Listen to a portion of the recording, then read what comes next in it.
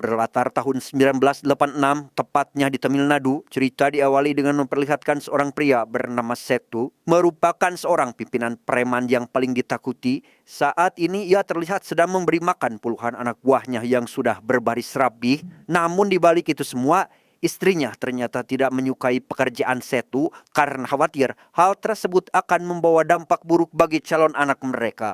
వీడిని నమ్మొచ్చిన వాళ్ళకి సాయం కోరొచ్చిన వాళ్ళకి వీడు ప్రాణాలు Tepat ketika semua orang di rumah Setu tertidur pulas, puluhan musuh tiba-tiba datang dari luar dengan niat jahat. Namun takdir berkata lain, karena di saat yang bersamaan istri Setu mendadak mengalami kontraksi dan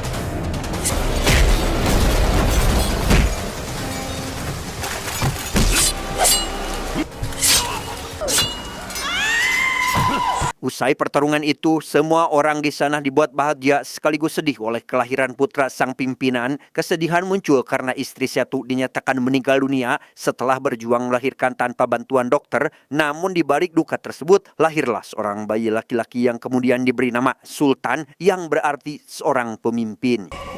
Sultan. Mereka tahu hidup tak bisa terus larut dalam kesedihan, sehingga semua berusaha tegar dan membesarkan Sultan dengan sebaik mungkin, dan juga tidak pernah memperlihatkan sisi kegangsteran di hadapan Sultan karena hal tersebut bisa mempengaruhi tumbuh kembangnya.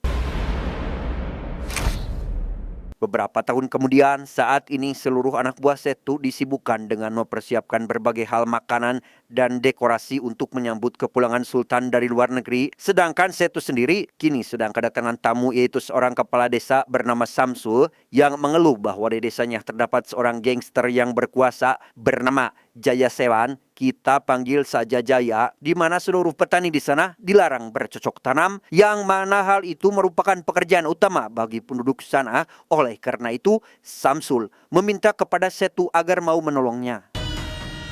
అయ్యా ఇది మా శక్తి వీటిని తీసుకొని వాడిని ఎలాగైనా సరే. Mendengar hal itu, Setu yang akan memanfaatkan permintaan ini demi menebus dosa atas kesalahan yang telah diperbuatnya pun langsung menyetujuinya begitu saja. Bahkan ia sendiri tak meminta sedikit pun imbalan dari Samsul atas tenaga yang akan ia keluarkan nanti. చాలా సంతోషం. Tak lama datanglah Sultan yang kini sudah tumbuh menjadi remaja yang pintar. Kehadirannya langsung disambut hangat oleh semua orang yang ada di sana. Malam harinya, Sultan menunjukkan sebuah ilustrasi robot yang ia ciptakan kepada semua orang, yang mana hal itu tentu membuat sang ayah sangat bahagia, apalagi setelah mendengar jika Sultan akan mengembangkan lagi proyeknya ke negeri Sakura. మీ అమ్మని ఇలా చూడాలని ఎంతో. Tak lama, datanglah 3 kurir pizza yang berniat mengantarkan pesanan mereka, tetapi కానీ చూడాలి.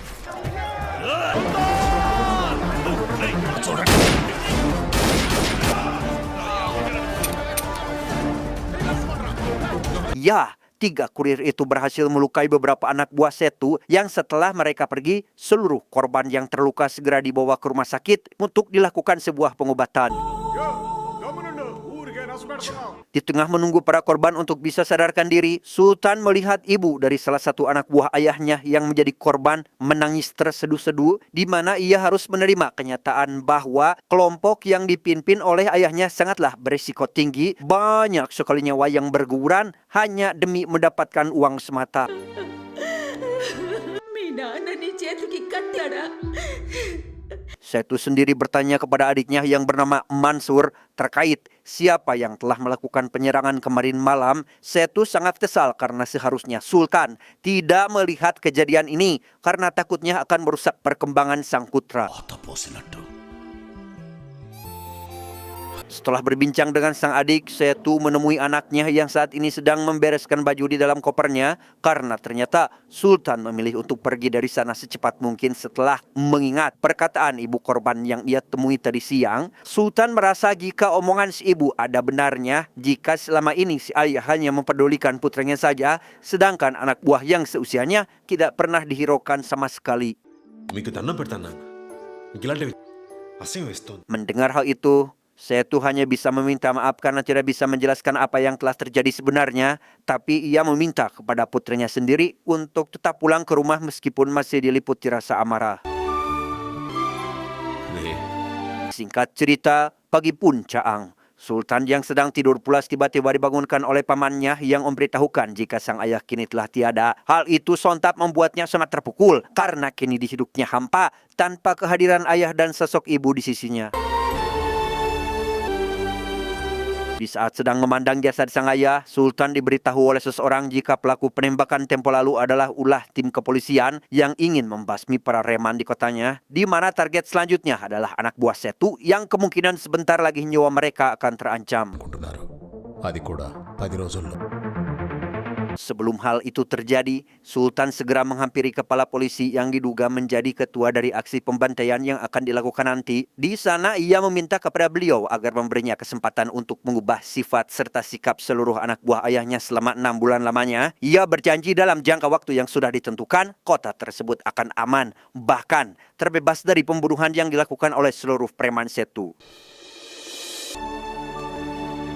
Sementara di tempat lain, saat ini Mansur yang sedang memarahi salah satu anggotanya yang bernama Talaya karena diduga telah melakukan kesalahan di mana Talaya yang memang beda dari anggota lain tentu saja akan sangat kesal dan langsung pergi dari sana saat itu juga.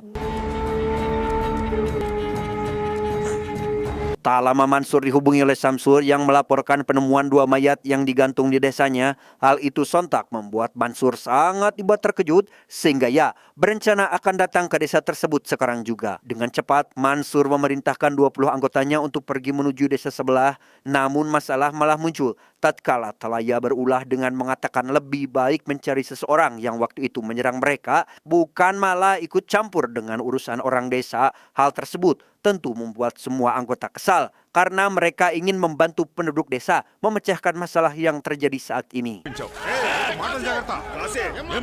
Demi bisa memilih harus kemanakah mereka pergi, Mansur mengadakan sebuah pertandingan dan siapapun yang menang maka akan mengikuti perintah orang tersebut. Mendapat tantangan itu, Talaya bersama salah satu anggotanya langsung beradu kemampuan.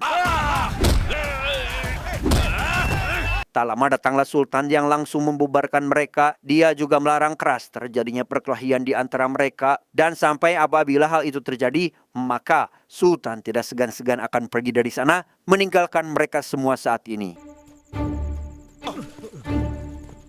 Demi memastikan tidak terjadi perkelahian, Sultan memutuskan untuk meninggalkan mimpinya yang ingin mengembangkan robot ciptaannya di negeri Jepang, yang mana keputusan itu tentu membuat salah satu temannya merasa sangat kecewa karena Sultan malah mengubur mimpinya hanya karena ingin menjauhkan seluruh anak buah ayahnya dari masalah apapun. Sedangkan untuk Mansur C sendiri yang kekeh ingin membantu warga desa sebagaimana permintaan Setu dahulu, mereka berencana melakukan pembantaian malam ini sehingga demi bisa keluar dari rumah tersebut, mereka harus dengan sangat berhati-hati berjalan tanpa menimbulkan suara sedikit pun. రేయ్ gate pin drop silence ఎవర్రా సౌండ్ చేసింది. Meski sudah sangat berhati-hati, aksi mereka berhasil diketahui oleh Sultan yang tiba-tiba berada di belakang. Di sana pria berambut kribo bersandiwara jika mereka akan pergi keluar mencari jodoh. Tak percaya akan hal itu, Sultan memutuskan untuk ikut bersama mereka. మనందరం పెళ్లి చూపులకి వెళ్దాం. Entah bagaimana nantinya, namun setelah itu mereka melakukan perjalanan menuju desa sebelah. Yang setibanya di sana, Sultan memutuskan untuk mengurung sebagian dari mereka di satu tempat yang sama, bukan tanpa alasan, tapi karena Sultan takut jika mereka akan berbuat onar kembali. Hanya menyisakan 3 orang, Sultan langsung ikut bersama si Kribo yang katanya akan datang menghampiri calon istrinya. Dan setibanya di rumah Samsul, Sultan justru malah jatuh cinta pada pandangan pertama terhadap wanita yang akan dijodohkan dengan si Kribo.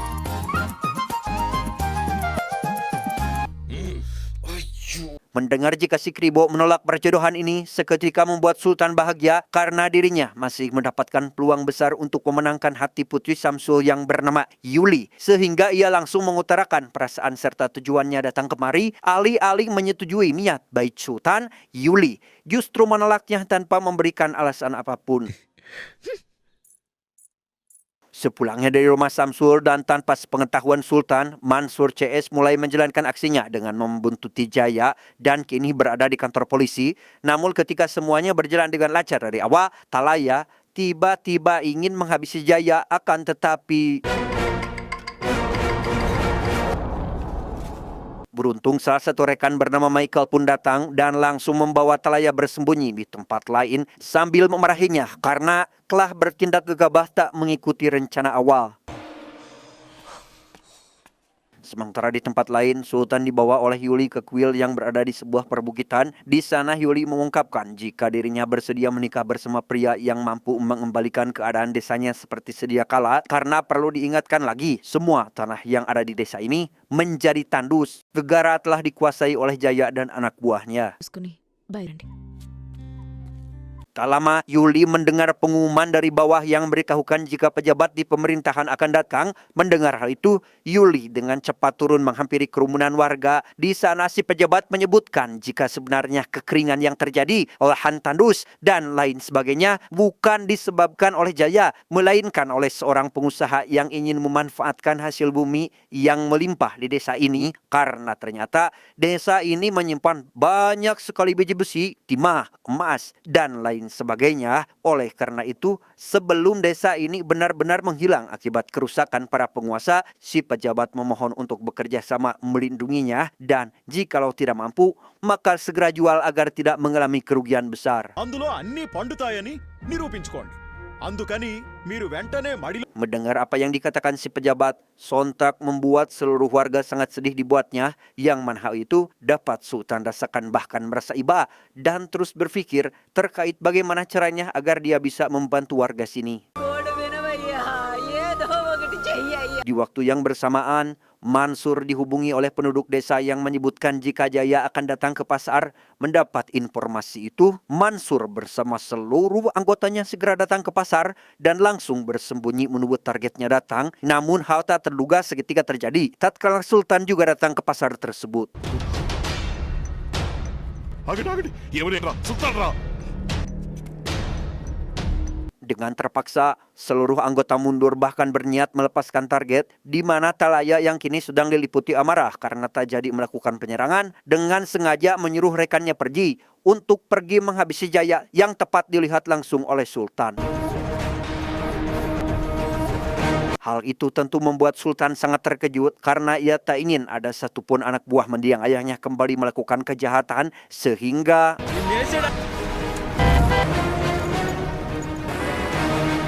berhasil menyelamatkan si rekan. Sultan mengumpulkan seluruh anak buah mendiang ayahnya di sebuah aula. Di sana Sultan sangat marah karena tak ada satupun dari mereka yang mendengarkan ucapannya. Di mana Mansur sebagai sang paman yang merasa bahwa perlu ada penjelasan pun menyebutkan jika aksi kali ini bukanlah semata-mata haus akan darah, melainkan keinginan terakhir mendiang Sepu yang ingin menghabisi Jaya agar kehidupan kembali normal. నేను బతుకున్నంత వరకు మిమ్మల్ని ఎవరిని కత్తిపట్టనివ్వను. Tak lama datanglah 3 warga yang menangis terseduh-seduh sambil memohon kepada Sultan untuk menolong mereka karena saat ini Jaya bersama anak buahnya sedang membantai habis-habisan seluruh penduduk desa. Ketiga warga tersebut menyebutkan jika geng Setulah harapan terakhir mereka karena sebelumnya mendiang Setu menyebutkan akan membantu mereka dari kekejaman Jaya. Mendengar hal tersebut, Sultan masih tetap bersama pendiriannya bahwa seberat apapun masalah kali ini, jangan biarkan anak buah mendiang ayahnya melakukan pembunuhan karena apabila hal itu terjadi, maka mereka akan jadi sasaran empuk bagi para polisi yang sebelumnya berencana membantai habis geng mendiang ayahnya. Dengan terpaksa, Sultan kembali mengurung seluruh anak buah dan langsung pergi ke tempat tujuan. Di sana ia melihat jika Jaya sedang menyiksa seorang kakek-kakek. Sempat tidak menghiraukan akan hal itu, namun karena ia teringat akan perjanjiannya dengan kepala polisi serta ucapan mendiang sang ayah ketika masih hidup, seketika berubah dan melakukan hal yang seperti ini.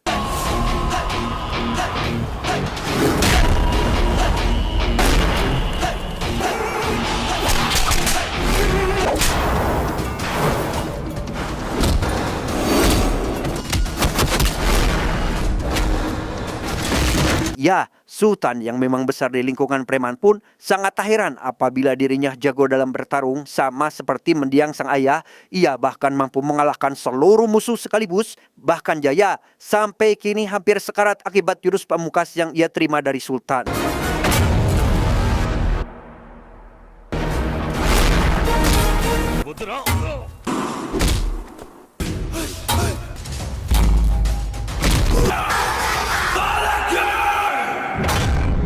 Tak lama setelah perkelahian selesai, Sultan dihubungi oleh pengacara yang menyebutkan jika saat ini para polisi sedang melakukan pembantaian terhadap para preman yang ada di kotanya.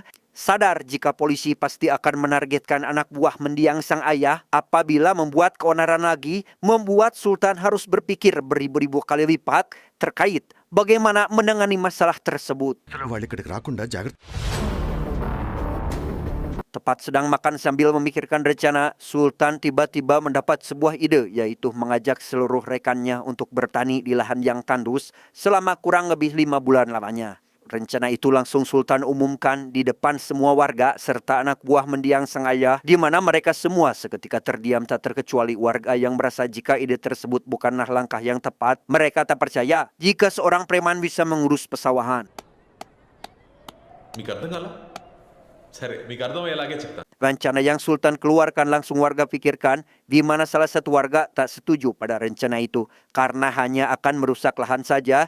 Namun setelah Yuli memberikan beberapa pendapatnya, hampir dari seluruh warga mengizinkan Sultan untuk mengelola pesawahan milik mereka. Setelah mendapatkan izin itulah, Sultan segera mengerahkan seluruh anak buah ayahnya untuk bertani ke ladang yang sudah disiapkan, yang meskipun sedikit mendapatkan paksaan, semua anak buah tetap mengerjakannya karena tak ingin mengecewakan Sultan.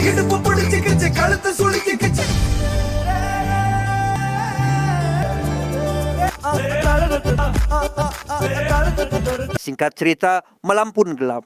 Semua anak buah yang tentunya tidak terbiasa dengan pekerjaan yang sedang mereka jalani saat ini meminta kepada Sultan untuk segera pergi dari desa tersebut, dan jikalau memang tujuan mereka berada di sini hanya untuk melindungi warga dari para penjahat, maka mereka akan membantai seluruh penjahat itu hanya dalam kurun waktu kurang dari 1 jam. వైజాగ్లో అయితే share auto నడుపుకొనైనా చేయొచ్చు.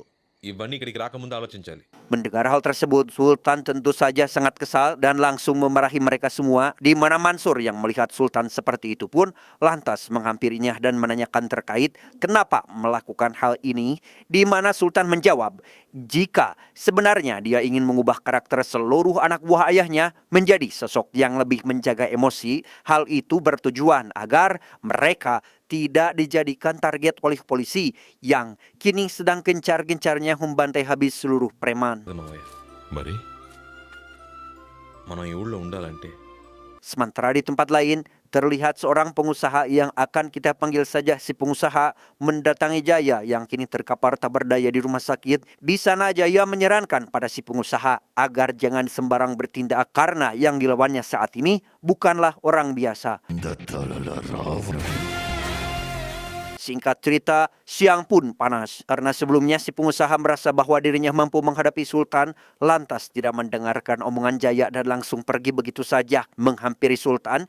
Namun alih-alih menyelesaikan masalah dengan begitu mudah, si pengusaha justru malah dibuat marah karena memang benar jika Sultan sangatlah tidak mudah untuk dikalahkan, bahkan pada saat saling adu argumen pun.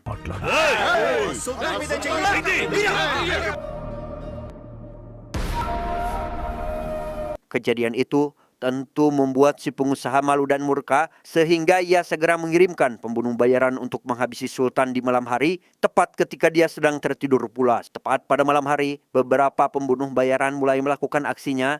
Namun sebelum itu, mereka harus berjalan tak bersuara di tengah puluhan anak buah yang telah tertidur pulas demi untuk sampai ke tempat target yang tepat setelah mereka sampai, tiba-tiba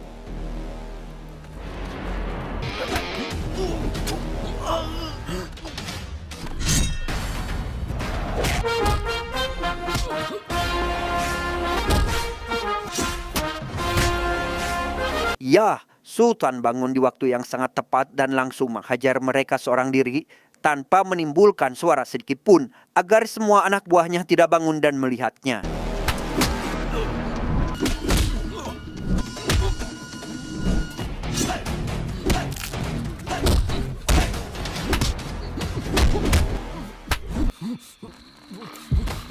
Di hari yang berbeda, Sultan melihat salah satu anak buah mendiang ayahnya sedang menghajar warga tanpa ampun. Melihat hal itu, Sultan segera menghentikannya bahkan langsung memarahinya karena telah melanggar aturan. Hingga tak lama, datanglah seorang ibu-ibu dan menjelaskan kejadian yang sebenarnya. Inochi, మా అమ్మాయి మానం కారు. అవునన్నయ్య. Setelah mengetahui fakta yang terjadi, Sultan segera meminta maaf kepada anak buahnya. Namun karena sudah kepalang kecewa, si anak buah memilih untuk pergi dari sana saat itu juga. Tawaya yang sedari awal sangat tidak menyukai Sultan, lantas memanfaatkan kesempatan ini dengan mengajak rekannya untuk melakukan hal buruk kepada Sultan, di mana si rekan yang saat ini masih dibuat bingung pun memilih untuk diam tak memberikan jawaban apapun. Singkat cerita, setelah usaha panjang bertani dilakukan, akhirnya membuahkan hasil tatkala benih padi yang mereka tanam kini telah tumbuh hijau di beberapa hektar sawah. Hal itu tentu membuat semua warga sangat kegirangan karena merasa tak percaya akan melihat pemandangan seperti ini lagi. ఊరుకోబెదాయనా Sesuai kesepakatan awal, Yuli berusaha menepati janjinya, yaitu bersedia menikah dengan Sultan yang kini berhasil mengembalikan kehidupan di desanya. Hal tersebut tentu saja membuat Sultan bahagia, sehingga tanpa menunda waktu lagi, mereka berdua langsung mengadakan resepsi pernikahan.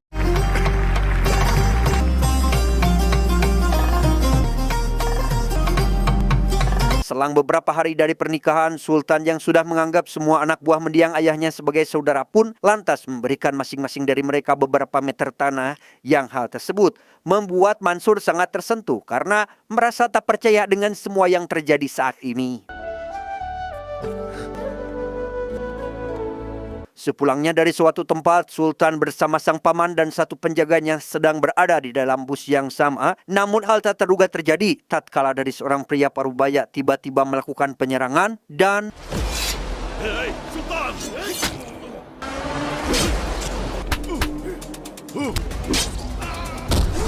tikaman yang begitu tajam berhasil mengenai tubuh Mansur hingga membuatnya tak bisa melakukan perlawanan, di mana Sultan yang panik pun langsung mengambil kendali bus tersebut dan berniat akan membawa sang paman ke rumah sakit. Namun lagi dan lagi, masalah kembali datang tatkala para pembunuh bayaran kembali melakukan serangan sehingga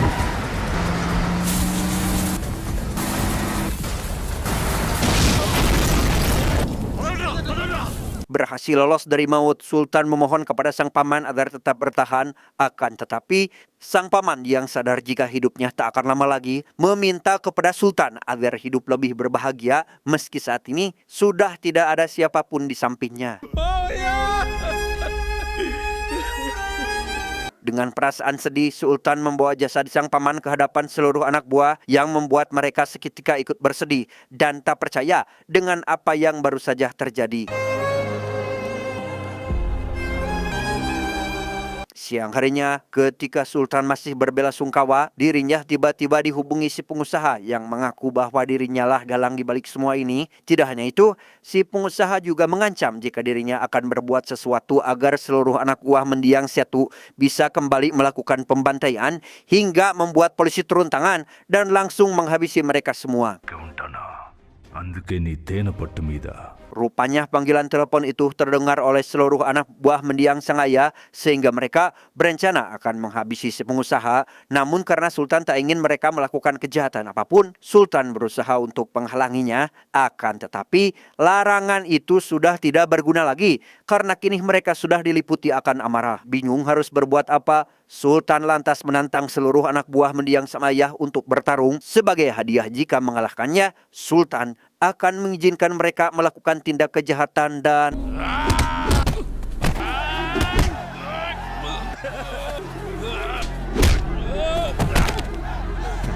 dengan penuh keterpaksaan, Sultan harus melawan anak buah terdekat mendiang sang ayah hingga akhirnya berhasil mengalahkan mereka semua. Yang mana hal itu tentu membuat semua anak buah merasa kecewa karena tak bisa membalaskan dendam atas kematian Mansur. Dan sejak saat itu pula, seluruh anak buah memutuskan untuk meninggalkan Sultan seorang diri. Sementara di sisi lain, si pengusaha yang sadar jika saat ini Sultan telah sendiri berencana akan melakukan aksi pembantaian malam ini juga. Tidak hanya si pengusaha yang akan berniat jahat, Jaya yang kini sudah sembuh pun akan melakukan hal yang serupa seperti si pengusaha, namun dengan motif yang berbeda, yaitu balas dendam atas kejadian memalukan waktu itu, sehingga ia segera menghubungi Sultan dan memberitahukan mengenai tujuannya. నీ అబ్బ వస్తున్నాడా Mendapat informasi tersebut membuat Sultan sedikit panik sehingga ia segera menyuruh seluruh warga untuk meninggalkan desa ini sementara waktu hingga ketika malam tiba Sultan yang saat ini hanya ditemani dengan penjaganya dan beberapa warga yang ikut berpartisipasi pun bersiap menunggu kedatangan para musuh di posisinya masing-masing.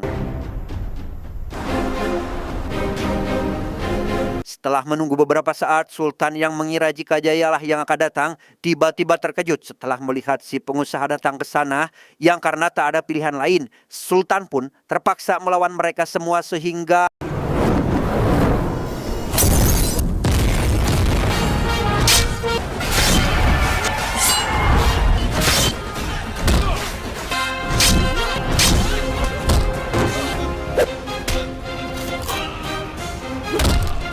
ya, meskipun jumlah anggota Sultan sangatlah sedikit, dia mampu menumbangkan semua musuh termasuk si pengusaha itu sendiri yang tak lama geng Jaya akhirnya tiba di lokasi yang membuat Sultan sangat terkejut, apalagi setelah melihat jika istrinya dijadikan sandera oleh si Jaya. Karena tak ada pilihan lain lagi, Sultan bersiap akan melawan mereka semua meski saat ini tenaganya telah terkuras habis yang tepat akan melakukan perlawanan. Tiba-tiba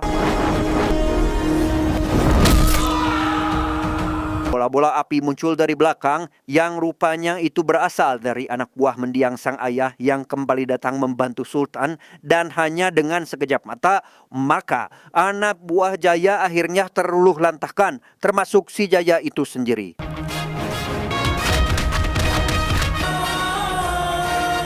Tamat ending yang sangat mensultankan.